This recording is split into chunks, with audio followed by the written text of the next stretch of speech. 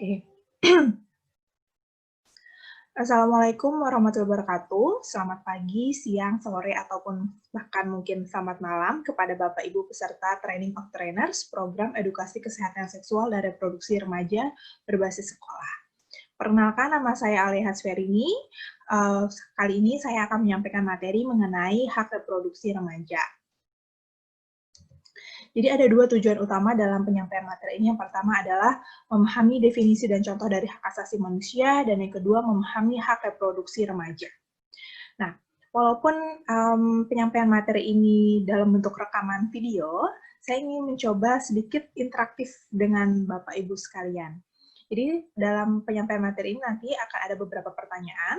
Jadi Bapak Ibu nanti ketika ada pertanyaan, Bapak Ibu bisa pause dulu videonya, pikirkan jawabannya. Kalau Bapak Ibu mau tulis jawabannya juga bisa, persiapkan selembar kertas dan pensil. Kalau tidak ingin menulis, hanya ingin berpikir saja, tidak masalah. Nanti ketika Bapak Ibu sudah punya jawabannya, Bapak Ibu bisa lanjutkan kembali videonya. Jadi setiap ada pertanyaan, videonya mohon di-pause dulu, dipikirkan jawabannya. Setelah punya jawaban, bisa dilanjutkan videonya untuk mengetahui jawaban dari pertanyaan-pertanyaan tersebut. Sebelum kita masuk ke materi inti, yaitu hak reproduksi remaja, ada baiknya kita tahu dulu definisinya hak atau hak asasi manusia. Menurut Bapak Ibu sekalian, apakah yang dimaksud dengan hak? Bapak Ibu bisa pause videonya, pikirkan jawabannya dulu terlebih dahulu. Setelah tahu jawabannya, bisa dilanjutkan kembali videonya. Ya, yang dimaksud dengan hak adalah milik, kepunyaan, atau kewenangan. Jadi, tiga kata ini semoga salah satunya merupakan jawaban dari Bapak Ibu sekalian. Jadi hak itu yang dimaksud dengan hak adalah milik, kepunyaan, atau kewenangan. Lalu, apakah yang dimaksud dengan hak asasi manusia? Bapak Ibu bisa pause dulu videonya, nanti Bapak Ibu bisa lanjutkan kembali videonya. Ya, jadi yang dimaksud dengan hak asasi manusia adalah hak dasar manusia, hak yang harus dimiliki oleh setiap orang. Nah, setelah kita ketahui bahwa hak asasi manusia itu adalah hak yang harus dipenuhi atau yang harus dimiliki oleh setiap orang, kira-kira menurut Bapak Ibu sekalian, apakah kesehatan reproduksi termasuk dalam hak asasi manusia?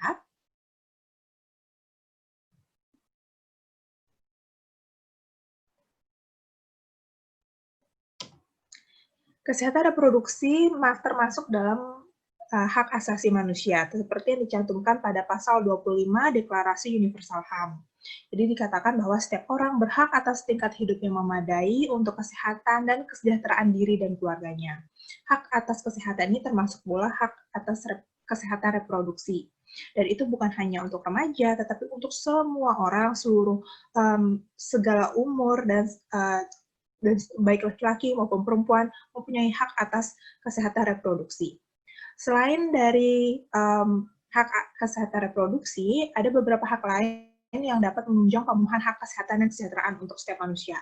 Misalnya hak atas pangan, hak atas pakaian, perumahan, pelayanan kesehatan, ataupun pelayanan sosial.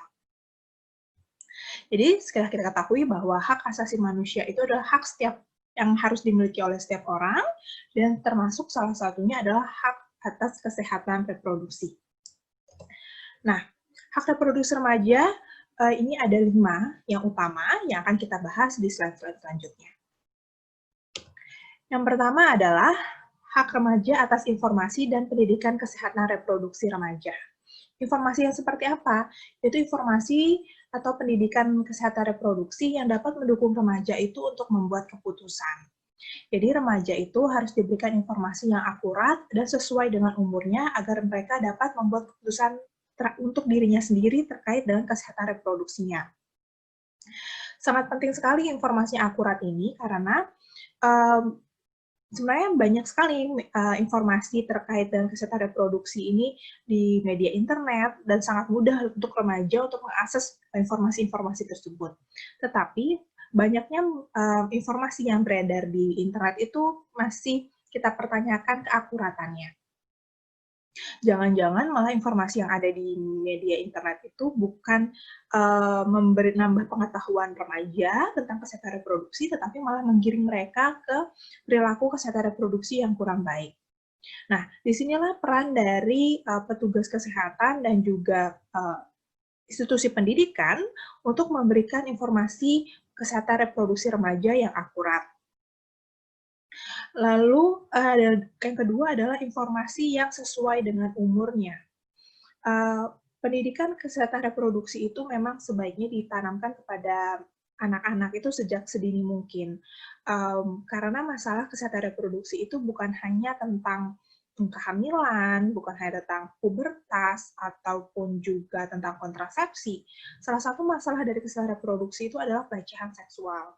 Yang mana sekarang kita banyak banyak dengar beritanya, lihat beritanya, itu pelecehan seksualnya terjadi pada anak di bawah umur. Jadi pendidikan yang harus kesehatan reproduksi yang ditanamkan kepada anak di bawah umur atau anak usia dini mungkin berbeda, bukan mungkin, tetapi tentunya berbeda dengan informasi yang akan disampaikan kepada remaja di bangku SMP atau SMA. Ketika pada saat usia dini, anak-anak itu sebaiknya ditanamkan pendidikan bahwa mereka tuh punya hak atas badan mereka sendiri. Jadi mereka tahu bahwa lawan jenis itu tidak bisa menyentuh badan mereka ataupun orang asing. Jadi mereka fully punya hak atas badan mereka. Jadi mereka tahu bahwa tidak ada orang lain yang boleh menyentuh badan mereka kecuali mereka sendiri atau atas seizin mereka. Itu harus ditanamkan sejak dini untuk mencegah yaitu tadi pelecehan seksual itu tadi. Lalu yang kedua adalah informasi atau pendidikan yang gender sensitif, bebas dari stereotip, dan disajikan secara objektif dan kritis. Informasi yang disampaikan kepada remaja terkait dengan kesehatan reproduksi ini jangan sampai hanya fokus pada satu perspektif saja, tetapi harus disampaikan dari berbagai perspektif, agar si remaja ini sendiri punya pertimbangan apakah mereka akan berperilaku kesehatan reproduksi yang seperti apa, dengan mempertimbangkan baik buruknya dari informasi yang ada. Itu misalnya contohnya, ketika remaja ingin melakukan pernikahan dini, mereka harus diberikan informasi yang objektif dan kritis. Apa sih manfaatnya, apa yang kurang, apa yang resikonya kalau mereka melakukan pernikahan di usia mereka dini itu apa, sehingga mereka dapat membuat keputusan untuk dirinya mereka sendiri. Lalu yang kedua adalah hak atas pelayanan kesehatan reproduksi remaja. Hak atas pelayanan kesehatan reproduksi pelayanan seperti apa yang dibutuhkan oleh remaja, yaitu pertama pelayanan kesehatan yang berkualitas. Lalu yang kedua, pelayanan kesehatan yang bukan hanya sifatnya itu mengobati, seperti mungkin kalau mereka ada mungkin mengalami HIV atau mengalami penyakit menular seksual, tetapi juga pelayanan yang bersifat preventif atau pencegahan. Jadi harusnya para remaja ini memiliki akses terhadap pelayanan kesehatan yang dapat mencegah mereka dari penyakit atau masalah-masalah kesehatan reproduksi. Permasalahannya adalah saat ini remaja itu masih ada stigma atau rasa malu dari remaja untuk datang ke pelayanan kesehatan, apalagi kalau terkait dengan kesehatan reproduksi. Nah, sekarang ada program pemerintah yang namanya Posyandu Remaja dan juga ada Puskesmas PKPR atau Pelayanan Kesehatan Ramah Remaja.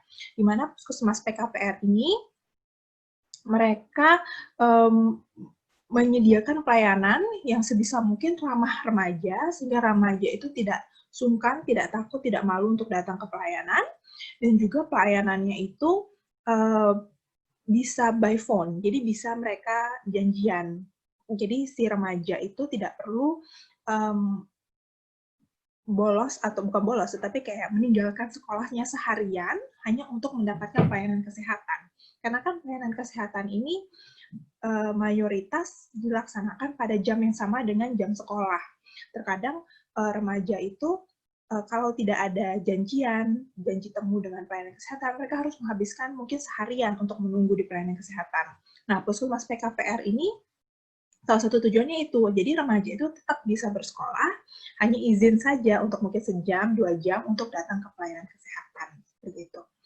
Lalu yang kedua ada pelayanan konsultasi terkait kehamilan. Nah, seperti kita tahu bahwa pernikahan dini itu masih marak, masih banyak di Indonesia, bahkan khususnya di Mataram. Salah satu data dari Survei Demografi dan Kesehatan Indonesia pada tahun 2012, terdapat tingkat kelahiran remaja di usia 15 sampai 19 tahun itu adalah 48 per 1000, yang artinya terjadi 48 kelahiran per 1000 perempuan yang di usia 15 sampai 19 tahun. Karena angka ini cukup tinggi, sehingga ini menunjukkan bahwa remaja-remaja kita ini sudah atau berhak juga untuk mendapatkan pelayanan terkait kehamilan, karena mereka melakukan pernikahan dan konsekuensinya adalah mereka hamil. Terkadang mungkin ada rasa malu karena masih stigma bukan hanya mungkin dari petugas kesehatan juga, dan juga dari masyarakat melihat si anak kecil ini kok sudah hamil begitu. Tetapi ingat bahwa walaupun mereka melakukan pernikahan dini atau mereka hamil di usia mereka yang muda, remaja itu selalu punya hak untuk mendapatkan pelayanan kesehatan terkait kehamilan. Jadi jangan sampai ada diskriminasi karena ini pernikahan dini, jadi ketika hamil pelayanannya diberikan kurang atau mungkin ada cemoohan dari masyarakat. Jangan sampai seperti itu, karena balik lagi bahwa hak kesehatan reproduksi, hak atas pelayanan kesehatan merupakan bagian dari hak asasi manusia. Jadi remaja, apapun kondisinya, mereka berhak terhadap pelayanan kesehatan. Lalu pelayanan kesehatan selanjutnya adalah pelayanan kesehatan yang komprehensif, yang dapat diakses secara finansial, dari geografis, strategis letaknya, dari tempat tinggal para remaja, lalu pelayanannya menjamin kerahasiaan dan menghormati martabat dan kenyamanan remaja. Hak yang ketiga adalah hak untuk melindungi diri dan dilindungi. Jadi pada tahun 2016, Komnas Perempuan itu mencatat terdapat kekerasan pada perempuan itu 259.150 kasus. Dan diantaranya itu 34% merupakan kasus kekerasan seksual. Jadi para remaja itu rentan terhadap kekerasan seksual, bahkan juga perdagangan perempuan itu sangat rentan. Tetapi jangan lupa bahwa remaja laki-laki juga memiliki resiko terhadap pelecehan seksual. Jadi jangan sampai kalau kita membicarakan pelecehan seksual hanya membicarakan perempuan saja, tetapi remaja laki-laki juga rentan memiliki resiko terkena atau mengalami pelecehan seksual dan eksploitasi. Lalu yang kedua adalah mereka berhak untuk mendapatkan perlindungan dari intervensi medis terkait kesehatan seksual dan reproduksi tanpa ada persetujuan penuh. Nah, hal ini berkaitan dengan hak yang pertama, yaitu terkait dengan informasi. Jadi remaja itu memang harus diberikan informasi sedetail mungkin mengenai intervensi medis yang akan mereka dapatkan, apalagi terutama kesehatan seksual dan reproduksi. Contohnya misalnya, ketika ada vaksin HPV atau vaksin untuk penyakit infeksi menular seksual, sebelum diberikan, para remaja ini harus diinformasikan dulu, ini tujuan vaksin ini untuk apa, resiko ketika mereka mendapatkan vaksin apa, manfaat yang didapatkan apa. Dengan pertimbangan-pertimbangan itu, maka remaja memiliki informasi yang komprehensif yang cukup sehingga untuk mereka apakah saya akan menyetujuinya untuk mendapatkan vaksin ini ataupun tidak. Mereka berhak untuk membuat keputusan itu. Nah, informasi itu dengan adanya hak untuk adanya informasi itu sebenarnya merupakan salah satu cara untuk si remaja ini untuk mendapatkan perlindungan dan juga untuk melindungi dirinya sendiri dari intervensi medis yang mungkin tidak disetujui oleh mereka atau bahkan mungkin ada resiko-resikonya. Yang selanjutnya adalah hak untuk menjadi diri sendiri, yaitu setiap remaja bebas untuk menentukan keputusannya, mengekspresikan diri mereka, menikmati seksualitas, memilih untuk menikah, dan mempunyai keluarga ataupun tidak. Nah, pernikahan dini merupakan salah satu bentuk pelanggaran dari hak reproduksi remaja yang ini, hak untuk menjadi diri sendiri. Dan juga merupakan secara umum itu pernikahan dini ini merupakan bentuk pelanggaran dari hak asasi manusia. Kenapa? Nah, karena pernikahan dini biasanya itu mungkin bukan keinginan dari remaja itu sendiri, itu terjadi karena dorongan dari masyarakat atau dorongan dari orang tua. Ketika remaja itu dinikahkan atas keinginan orang tua, dan biasanya ini terjadi pada masyarakat menengah ke bawah, mereka berpikiran bahwa pernikahan dini ini untuk memutus kemiskinan, seperti itu. Karena mereka tidak sanggup untuk membiayai anaknya, mereka nikahkanlah anak mereka ini. Tetapi padahal biasanya kan karena mereka menikah, dua keluarga ini berasal dari kelompok ekonomi yang tidak jauh berbeda. Ketika perempuan dinikahkan kepada laki-laki yang mungkin juga itu remaja, malah itu menambah beban untuk keluarga si laki-laki. Itu di situ sudah ada satu pelanggaran, di mana si remaja ini tidak bisa membuat keputusan sendiri untuk apakah mereka mau menikah atau tidak, karena itu dorongan dari keluarga. Setelah mereka menikah, otomatis pendidikan mereka terputus, baik yang remaja laki-laki maupun perempuan. Hak atas pendidikan mereka juga terputus di situ. Kesempatan mereka untuk mendapatkan pekerjaan yang lebih baik juga berkurang karena mereka pendidikannya mungkin tidak selesai atau pendidikannya sangat rendah. Nah, setelah itu konsekuensi lainnya adalah terjadi kehamilan remaja.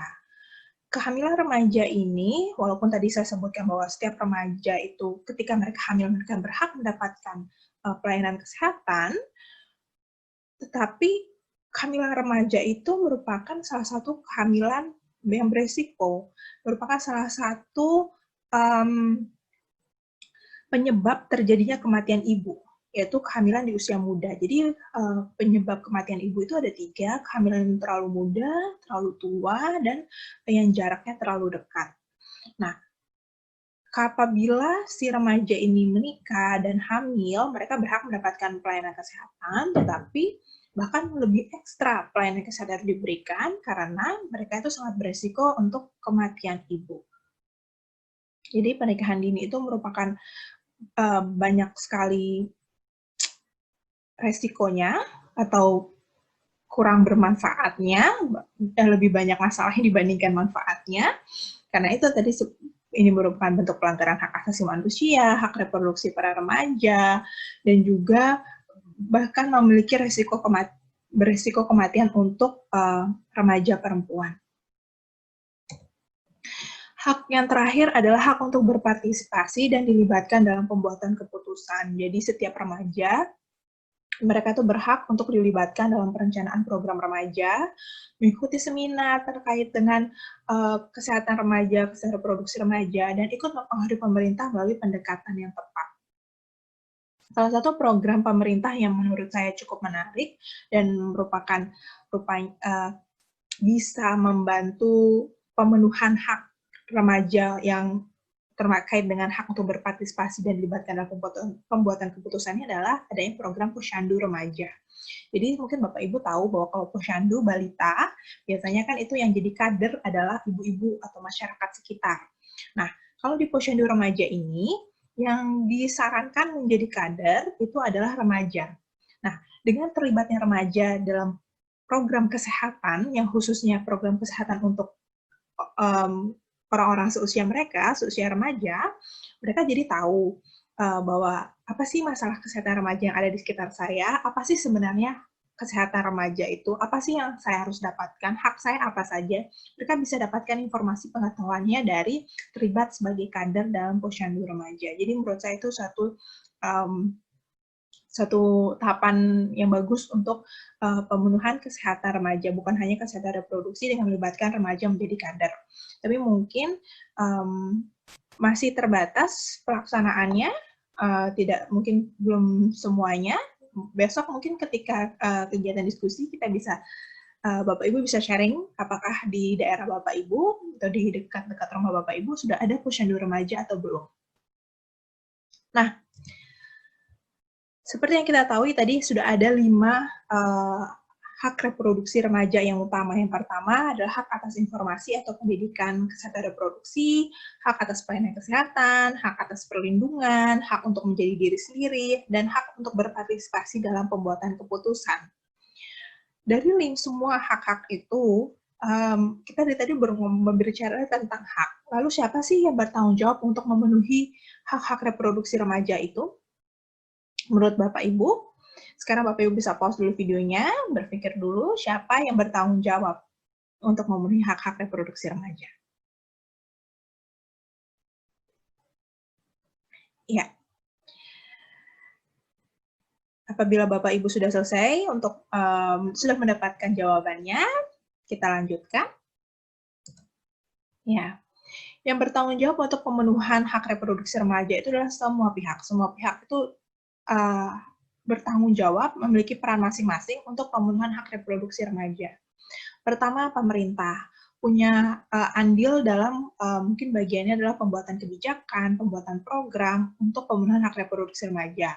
Contohnya seperti yang tadi saya sebutkan, adanya posyandu remaja, lalu adanya puskesmas PKPR, dan adanya kebijakan dari pemerintah untuk mengintegrasikan pendidikan kesehatan reproduksi itu di sekolah, itu merupakan bentuk atau bentuk salah satu tanggung jawab dari pemerintah untuk pemenuhan hak reproduksi remaja. Lalu yang kedua, orang tua. Seperti yang tadi saya sebutkan bahwa pelecehan seksual itu sekarang banyak terjadi di usia dini. Lalu siapakah yang harus berhak, bukan berhak, tapi yang sesuai memberikan pendidikan tentang kesehatan reproduksi kepada anak-anak ketika usia dini itu, selain orang tua itu siapa lagi? Karena kan seperti yang kita tahu bahwa pendidikan itu dimulai dari rumah sejak dini. Orang tua itu memiliki tanggung jawab untuk memberikan informasi kepada anaknya tentang hak-hak reproduksi mereka, tentang pendidikan kesehatan reproduksi anak mereka. Lalu yang ketiga adalah petugas kesehatan. Petugas kesehatan tentunya punya tanggung jawab dalam memberikan pelayanan kesehatan reproduksinya dan juga menyampaikan informasi tentang kesehatan reproduksi. Dan juga untuk melindungi hak terkait dengan perlindungan remaja. Nah, informasi tentang contohnya tadi seperti intervensi medis yang tidak intervensi medis itu menjadi tanggung jawab dari petugas kesehatan. Petugas kesehatan sebaiknya memang, bukan sebaiknya, seharusnya menyampaikan informasi sedetail mungkin sebelum memberikan intervensi medis kepada remaja. Lalu yang keempat adalah guru. Guru di sini memiliki peran dalam hal pemberian informasi dan pendidikan kesehatan reproduksi remaja. Saat ini Kementerian Pendidikan, Kesehatan, dan Agama di Indonesia itu sudah punya modul kesehatan reproduksi untuk setiap tingkat pendidikan. Jadi ada untuk anak SD, SMP, dan SMA. Namun memang belum diwajibkan untuk diimplementasikan di seluruh sekolah seperti itu. Jadi masih beberapa daerah sudah mengimplementasikan, daerah masih belum. Nah, melalui training ini kami ingin meningkatkan kesadaran Bapak Ibu sekalian bahwa penting sekali untuk peran guru dalam pemenuhan hak reproduksi remaja terkait dengan hak atas pendidikan atau informasi hak kesehatan reproduksi, kesehatan reproduksi. Kenapa guru ini dianggap penting atau dianggap mampu bisa untuk menyampaikan pendidikan kesehatan reproduksi ini? Ada pertama, guru itu seperti yang kita tahu bahwa remaja itu sebagian besar waktunya dihabiskan di sekolah. Terus untuk mengakses pelayanan atau mengakses informasi kesehatan reproduksi di luar sekolah atau di pelayanan kesehatan itu cukup sulit untuk remaja, karena yang saya sebutkan tadi bahwa jam sekolah sama dengan jam pelayanan dari pelayanan kesehatan ini. Kalau belum ada puskesmas PKPR atau mungkin ada di pelayanan kesehatan itu bisa membuat janji temu, maka si remaja itu harus menghabiskan waktu seharian, mungkin bukan hanya seharian saja, untuk mungkin bisa 2 hari karena menunggu lama, antre di pelayanan kesehatan, sehingga mereka harus meninggalkan pelajaran di sekolah. Nah, agar si remaja ini istilahnya tidak perlu sampai mengorbankan waktu belajar mereka, akankah baiknya apabila di sekolah pun disediakan, difasilitasi pemenuhan hak atas pendidikan atau informasi kesehatan reproduksi ini. Selain itu, guru dianggap sebagai role model untuk siswa-siswinya, sehingga apa yang disampaikan guru harapannya dapat diterima oleh para siswa-siswi atau para remaja. Selain itu juga guru itu sudah terbiasa, Bapak Ibu sekalian sudah terbiasa bersosialisasi, berinteraksi dengan para remaja, sehingga tahu bagaimana cara komunikasi yang tepat, yang efektif agar para remaja ini mau mendengar atau mau bisa memahami informasi mengenai kesehatan reproduksi. Jadi pemerintah, orang tua, petugas kesehatan, guru, itu punya peran untuk pemenuhan hak reproduksi remaja. Dan yang terakhir adalah remaja. Remaja itu sendiri memiliki tanggung jawab untuk bagaimana mereka dapat mendapatkan hak-hak mereka. Jadi remaja itu bukan hanya sebagai orang yang menunggu untuk diberikan hak-haknya, tetapi mereka juga punya tanggung jawab agar mereka bisa menagih atau mendapatkan hak-hak reproduksi mereka. Jadi, saya simpulkan bahwa semua pihak itu bertanggung jawab atas pemenuhan hak reproduksi remaja. Ya, kesimpulannya pada materi ini adalah ada 3 yang kita bisa tarik. Yang pertama adalah kesehatan reproduksi merupakan hak dari remaja, bagian dari hak asasi manusia. Lalu pernikahan anak atau pernikahan dini adalah pelanggaran hak asasi manusia, karena tadi hak atas pendidikan mereka bisa terputus, lalu hak mereka untuk membuat keputusan sendiri apakah mereka mau menikah atau tidak, itu juga terputus. Lalu yang terakhir adalah setiap pihak bertanggung jawab untuk pemenuhan dari hak reproduksi remaja. Terima kasih atas perhatian Bapak Ibu sekalian. Bila ada pertanyaan, bisa disimpan dulu. Nanti pada tanggal 11 Januari 2021, Bapak Ibu bisa tanyakan, kita bisa berdiskusi lebih lanjut tentang hak reproduksi remaja. Terima kasih banyak Bapak Ibu sekalian. Sampai jumpa pada 11 Januari 2021. Wassalamualaikum warahmatullahi wabarakatuh. Salam sejahtera untuk kita semua.